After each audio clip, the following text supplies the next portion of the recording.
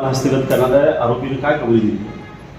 एक इन्फॉर्मेशन आलं होतं की गांजा ट्रान्सपोर्टेशन होणार आहे नळदुर्ग हायवे मार्फत। LCB टीमला इन्फॉर्मेशन भेटले होते। नंतर त्यांनी नळदुर्ग पोलीस स्टेशनला इन्फॉर्मेशन घेऊन तिकडचं ठाणेदार आणि त्यांचा टीम गाडीला नाकाबंदीमध्ये पकडले। त्याच्यामध्ये एक आरोपी आणि टोटल 528 किलोचं गांजा ते स्कॉर्पिओ गाडीमध्ये सापडले।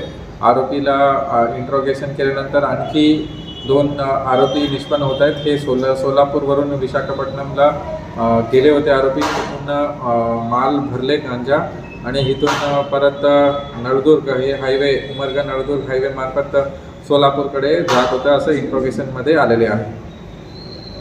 सर, एकूण किती व्यक्तींना अटक केली, किती माल जप्त केला? आतापर्यंत एक व्यक्तीनं अटक केलेले आहे, ते सोलापूरचा राहणार आहे आणि टोटल गांजा 528 किलो म्हटलं तर 1 कोटीचं वरती हे मुद्देमाल हस्तगत केलेले आहे।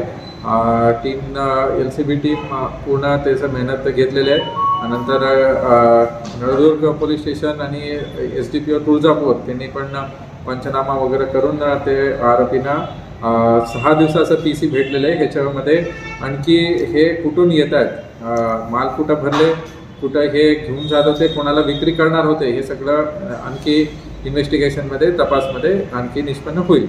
सर, आरोपीस किती दिवसाची पोलीस कोठडी मिळाली आहे? 6 दिवसाचं पोलीस कोठडी भेटलेले आहे। ओके सर, धन्यवाद।